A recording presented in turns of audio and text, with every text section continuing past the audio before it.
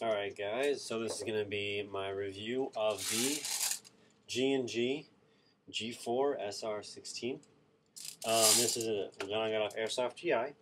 I'm going to start with the back of the rifle and work forward. So we have crane stock back here with a nice rubberized butt plate. It's very comfortable. It doesn't move, so it's good stuff. The stock, you're standing in stick position stock. Nothing special there. We got back here, we have the clips. Well, this came a little bit extra. I got a 1-point sling, but it will come with sling mounts back here. Right here, this is one of the best features of the gun. This usually is non-functioning on most guns. This one, if you push it all the way down, the anti-reversal latch release, and what happens is it just hits the anti-reversal latch, and that way it takes tension off your spring. If you do that after you play and everything, I just fired this to make sure the battery's all good and everything. And that way you just do that to give your spring and your gearbox less stress, more longevity. Like I said, it's a G4, so it is the pneumatic blowback. So in a firing test, I will show you this blowing back right here. I will be only doing an ROF test. I won't be able to doing a distance test because I'm in college and I'm in the city, so I really don't have any room to do it. So anyways, on this side, let's flip it over here, we have your selector switch. It's very, very good. It clicks into place nice. And standard selector switch. Trigger guard. The bolt catch right here, non-functioning, just aesthetic. This right here, this port does close, but like I said, it will come open because it's pneumatic blowback. We have the magazine release right here. 450 round mag comes with the gun, as it does with most G&G guns. You have the trademarks for the gun right here. This rail up here is actually a Knight's armament rail. It's a, I'm not sure the length of it. It looks like it's about a 12-inch, maybe a 10-inch. I'm not 100% sure. But this is kind of interesting. If you look really closely, you see how there's kind of like some white stuff right here? Ooh, right there. What happened was, I don't know why Airsoft GI did this, but when I got the gun, this was all covered up with Sharpie and all the names and everything. And if you read it, it says Knight's Armament Company, and it just has some numbers and stuff after that. So I'm not sure why they did that. I haven't got around to asking about that, but it doesn't really bother me. Alright, I have rail guards on here that do not come with the gun. Then we have your gas block right here. I'm pretty sure it's gas block. I'm not sure the name of it. That's right here. This is a Mad Bull outer barrel. It is two-piece, but it is very, very solid. This thing does not wobble at all. And then I have a Gemtech black side silencer, and that's just a pretty much cover the barrel extension I put into it. Flip-up sights, spring-loaded. Well, this one isn't, but this one is.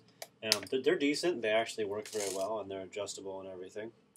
Alright, so what I did to this gun to upgrade it a little bit, I put a new air nozzle in it to get a little better seal. I put a Mad Bull 6.03 Type of barrel in here, and it's an M16 length barrel, and this silencer just covered the edge of that up.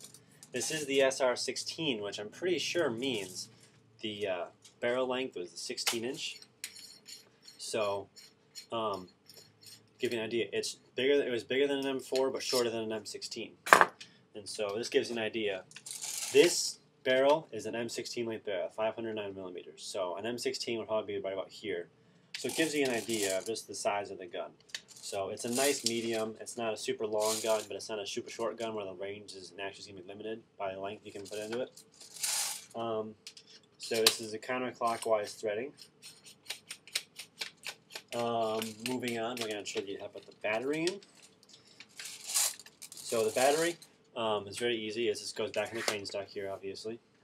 And what happens is there's these little clips. They're usually on both sides. One of mine broke off, but that's okay. I think it makes it easier to get off. And it just pops off. There's a little piece right here.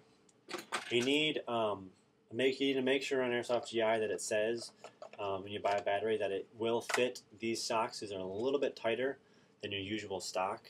your usual crane stock. So some batteries, like some bigger 9.6 or 10.8s, won't fit in here.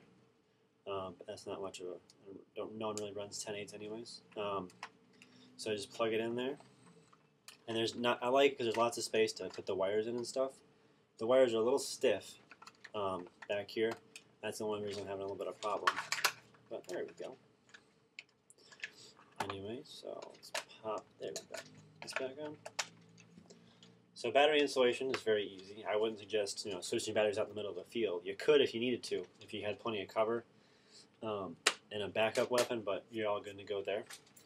All right, so FPS in the gun. I'll do the R weapon in a second. FPS from Airsoft GI. They tested this with the stock barrel, the stock air nozzle, and everything. They tested at 428 FPS with 0.2 grams. I upgraded the barrel and the air nozzle, so FPS probably went up a little bit, but I also used 0.25s to just accuracy. When you hit up that high FPS, I suggest using something like that. So I don't know the exact FPS the gun is shooting, so I'll give you a little bit of rate of fire test. We'll do semi. All right, and then full auto. So it's got a nice ROF. And what I'm going to do here, 1 second, just so you can see the blowback system here. You should be able to. It blows back a little bit more when the magazine in. It does not blow back as much, you can see, when the magazine is out. But there's a wall right here, and I can't really shoot against it.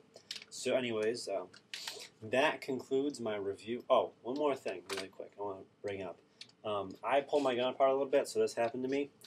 This rail system, okay, you see how, like, it unscrews this way, but it even goes past it a little bit.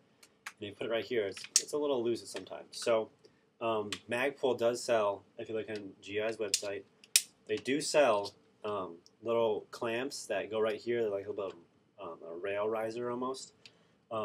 They're also a little more expensive. What I do, if you have these grips, if you have 4 of them, I just take mine and slide it down just a bit. Oh, there we go. And that way, no barrel wobble at all. Perfect. It's steady. So it's an easy fix. Some people might bother. It doesn't bother me, really. I've taken my gun apart a couple of times, so it has gotten a little bit loose. If you don't take a gun apart, you don't have a problem with that. So anyways, that has been my review. I hope you enjoy. And please rate, comment, and subscribe. I'm actually going to put up, my next video will be just my airsoft collection in general. I have some older footage. I'm going to crop in with some new stuff because I have some stuff at home that I don't have with me in college, and then I have some new stuff here. It's not video. So I'm going to show you that in a little bit, and then I have an unboxing coming in about a week or so, and very, very happy with this item. So anyways, please rate, comment, and subscribe, and thank you for watching.